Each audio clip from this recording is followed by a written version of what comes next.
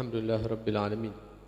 Wabihi nasta'in ala umuri dunya wa din. Wassalatu wassalamu ala ashrafil anbiya wal mursalin Sayyidina wa maulana Muhammad wa ala alihi wa sahbihi ajma'in. Amma ba'd. Alhamdulillah kembali dipertemukan oleh Allah subhanahu wa ta'ala. Mudah-mudahan apa yang kita amalkan pada malam hari ini diterima oleh Allah subhanahu wa ta'ala. Amin ya rabbal alamin. Ikhwani rahimakumullah.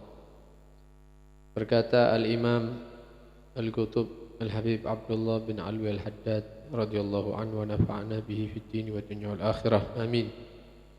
Wa minal bid'il munkarati ta'akhkhuru ba'di ahli al-aswaq wal hirafi minal ladzina tajibu 'alaihimul jum'ah 'anil maji'i ilaiha. Beliau Al-Habib Abdullah Al-Haddad mengatakan termasuk bid'ah sesuatu yang baru yang tidak dikenal di masa sahabat, di masa Nabi SAW, yang mana perkara ini termasuk kemungkaran, yaitu ta'akhuru ba'di ahlil aswaki wal hiraf, terlambatnya sebagian orang-orang yang kerja di pasar atau orang-orang yang memiliki profesi atau pekerjaan-pekerjaan, minal ladzina tajibu alaihimul jum'ah, yang mana mereka termasuk orang-orang yang wajib Jumatan, wajib berangkat sholat Jumat, anil maji'i ilaiha, terlambat untuk datang mendatangi sholat Jumat, telat kalau Jumatan, bukan tidak Jumatan loh ya, Jumatan tapi telat. Itu termasuk bid'ah yang mungkar, yang jelek, yang buruk, yaitu terlambatnya orang-orang yang sibuk dengan duniawi atau pekerjaan di hari Jumat. Ini beliau membahas tentang orang-orang yang terlambat datang.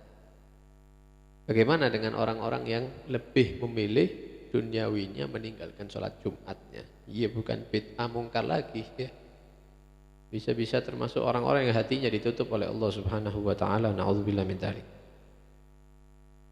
Wa yajibu ala wulatil umur, dan wajib bagi pejabat-pejabat an yahmiluhum ala dzalik, mendorong ya, memerintahkan ini warganya ini untuk tidak terlambat kalau Jumatan. Wa yu'aqibu man takhallafa minhum 'anil jum'ah. Bukan hanya di situ, kewajiban pejabat itu ketika dia sudah terpilih menyiapkan hukuman-hukuman, sanksi-sanksi bagi orang-orang yang terlambat Jumat, lebih-lebih meninggalkan salat Jumat, tentunya setelah takrif, setelah memberitahukan kepada mereka peraturan tersebut, wal indar, dan sudah diberikan peringatan. Ya. Urusannya menertibkan pedagang kaki lima. Dikasih pengumuman, dikasih surat pemberitahuan, ya, 1 kali, 2 kali, 3 kali, kemudian kalau tidak bubar, dibubarkan paksa. Lah, kepingin ada model-model seperti itu, tapi ngobrak Jumat. Masuk ke kantor-kantor ya, masuk ke pabrik-pabrik, masuk ke pasar-pasar. Mungkin Satpol PP bekerja sama dengan ini, dengan itu. Siapa memerintahkan? Wali kota Pasuruan misalnya, bupati, gubernur, presiden misalnya. Ya, jam 11 keliling sudah. Tidak boleh ada toko yang buka. Tidak boleh ada pabrik yang memperkerjakan karyawannya. Semua harus berangkat ke masjid. Nah, ini hukumnya wajib itu. Pejabat melakukan hal ini hukumnya wajib. Kalau ada yang tidak nurut, disiapkan sanksinya, disiapkan hukumannya. Oh, tidak bisa. Kata siapa tidak bisa? Ya bisa aja, itu kan bisa dijadikan peraturan daerah. Wong kita ini kebanyakan muslim misalnya. Wala rukhsata liwulatil umur fi tarki dzalik. Dan tidak ada kerenggangan atau toleran bagi pejabat-pejabat ini untuk meninggalkan hal yang seperti ini. Ya, memerintahkan warganya untuk Jumatan itu tidak ada alasan. Pejabat mengatakan tidak bisa itu tidak ada, karena mereka yang berkuasa. Wa ma wallahumullahu amra ibadihi illa liyuqimu fihim sya'aira dinih. Sekarang kita mau tanya, itu pejabat-pejabat yang jadi wali kota, yang jadi bupati, yang jadi gubernur, ya, yang jadi presiden dan lain-lain. Muslim kan itu ya? Insya Allah kebanyakan Muslim, walaupun ada di beberapa daerah bukan Muslim. Kita membahas yang Muslim. Mereka Muslim. Kepercayaannya mereka itu yang memberi jabatan itu siapa? Ya, mereka akan sepakat mengatakan saya diberi jabatan oleh Allah. Allah yang mentakdir saya menjadi pejabat. Falas. Sudah yakin seperti itu, maka ketahuilah Allah tidak memberikan jabatan kedudukan bagi antum-antum semua kecuali yang nomor satu, untuk supaya antum memerintahkan warga menjalankan perintah-perintah Allah. Itu intinya Allah memilih Anda jadi wali kota, itu intinya itu supaya Anda bisa ya memerintahkan orang-orang yang di bawah untuk mengerjakan perintah Allah, ya, untuk menampakkan syiar-syiar agama Allah. Itu intinya kamu dipilih sama Allah jadi pejabat itu. Wa yahmiluhum ala iqamati faraidihi wa jinabi maharimi. Allah memilih Anda untuk jadi wali kota, jadi bupati, jadi gubernur, jadi presiden, Muslim kan Anda? Tujuannya Allah berkeinginan supaya Anda bisa mendorong, menggiring manusia ini, masyarakat ini menjalankan yang wajib dan menjauhi yang haram. Itu intinya. Dipilih itu untuk itu. Lu kan masih ada pekerjaan ini, ada pembangunan kota, ada perbaikan jalan, ada agenda ini, agenda itu. Pertanyaannya, agenda-agenda itu apa? Ya, secara umum itu apa? Masalah apa itu? Itu maslahat duniawi, supaya orang itu jalan tidak terganggu misalnya, supaya orang yang ingin melakukan pertemuan atau olahraga biar ada tempatnya. Ini urusan duniawi semua ini. Anda mengadakan rapat ini, rapat itu urusan duniawi.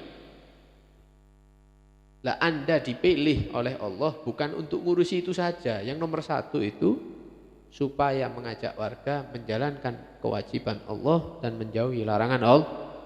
Urusan-urusan yang Anda rapatkan itu nomor dua.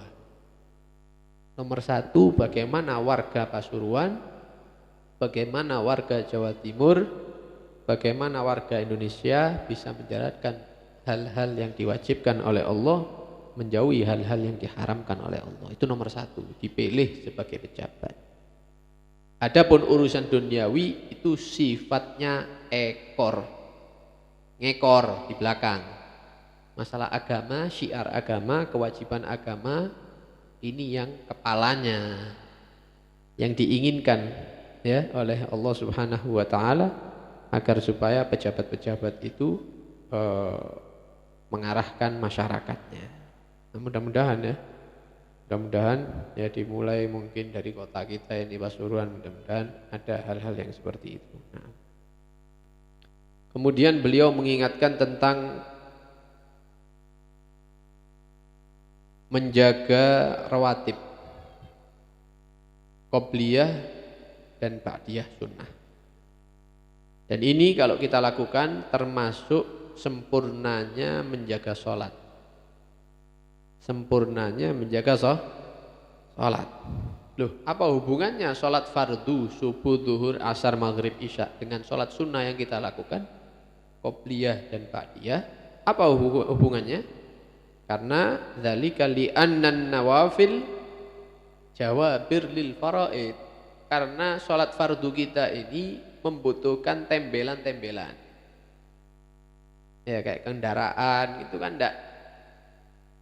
ndak selamanya aman, bani itu kan pasti ada saja ya, yang bocor halus, bocor kasar misalnya.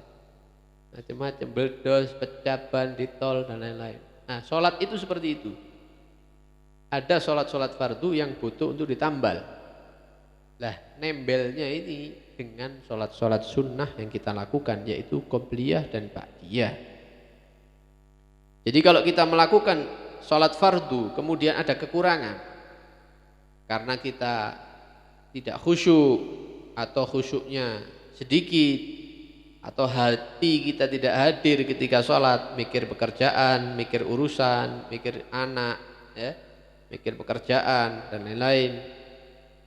Nah, maka sholat fardu yang kita lakukan di situ ada kekurangan-kekurangan. Maka kekurangan-kekurangan ini bisa tertutupi kalau kita sholat sunnah, ya, sebagai penyempurna kekurangan tersebut. Sebagai apa? Yang kurang baik diperbaiki dengan sholat sunnah tadi itu. Wa man lam takun lahu nafilah baqiyat faridatuhu naqisa. Barang siapa yang dia sholat fardu terus, tidak sholat sunnah sama sekali, kemudian ada kekurangan di dalam sholat fardunya, ya akhirnya nanti di hari kiamat sholat fardunya itu ada lubang-lubangnya, seperti kain yang berlubang, ya, tidak bagus, tidak sempurna. Juga kalau dia tidak sholat sunnah, dia kehilangan pahala-pahala yang besar yang telah dijanjikan oleh Allah Subhanahu wa ta'ala bagi orang-orang yang rutin melakukan sholat sunnah. Sebagaimana hadis yang disampaikan oleh Rasulullah Shallallahu Alaihi Wasallam, ya, awwalu syai'in yuhasabu alaihi al-abdu as-shalah. Pertama kali yang akan dihitung, dihisab oleh Allah yaitu urusan sholat. Yang lain-lain itu nomor sekian. Yang pertama nanti ditanya sama Allah urusan sholatnya dulu. Fulan dipanggil namanya, bin Fulan, putra daripada Fulan. Ini semua kita ini akan dipanggil nanti satu-satu.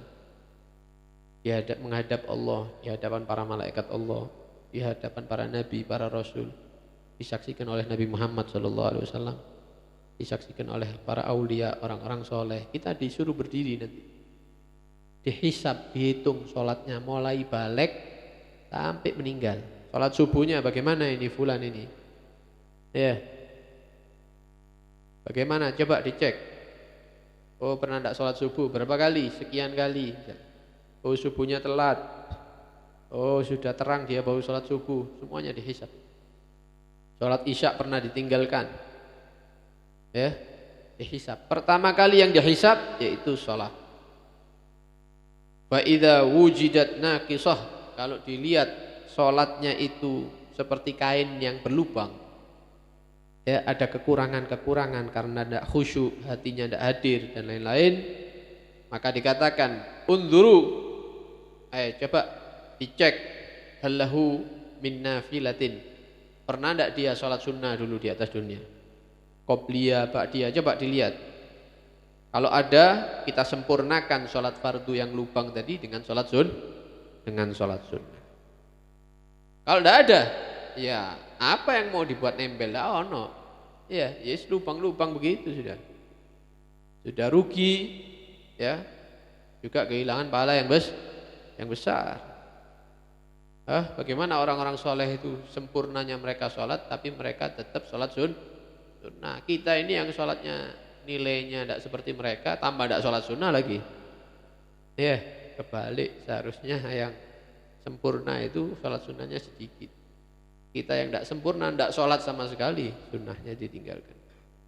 Dan ini sholat rawatib ini, qobliyah dan ba'diyah ini ma'ruf, masyhur, ya, dikenal, siapapun tahu, ya, tidak perlu disebutkan kata beliau.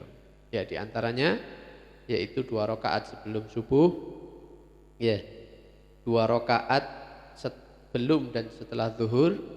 Nah, nanti kalau sudah istiqomah ditambah 4 rakaat sebelum zuhur, 4 rakaat setelah zuhur, ya.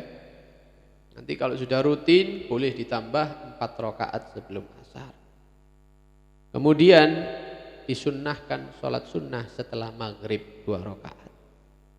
Kalau rutin 2 rakaat setelah maghrib ditambahi 2 rakaat sebelum maghrib. Untuk sholat isya, setelah sholat isya sholat 2 rakaat sunnah. Kalau sudah rutin ditambahi 2 rakaat sebelum isya. Nah, ini yang dikatakan tembelan-tembelan yang kita butuhkan nanti di hari kita menghadap Allah Subhanahu wa taala. Mudah-mudahan Allah menerima semua salat dan ibadah-ibadah kita. Mudah-mudahan kelak di hari kiamat ya Allah Subhanahu wa taala menutupi segala kekurangan-kekurangan kita, dan mudah-mudahan kita termasuk golongan orang-orang yang selamat dunia sampai akhirat. Amin ya rabbal alamin. Wassallallahu ala sayyidina Muhammad wa alihi washabbihi wasallam. Walhamdulillahirabbil alamin.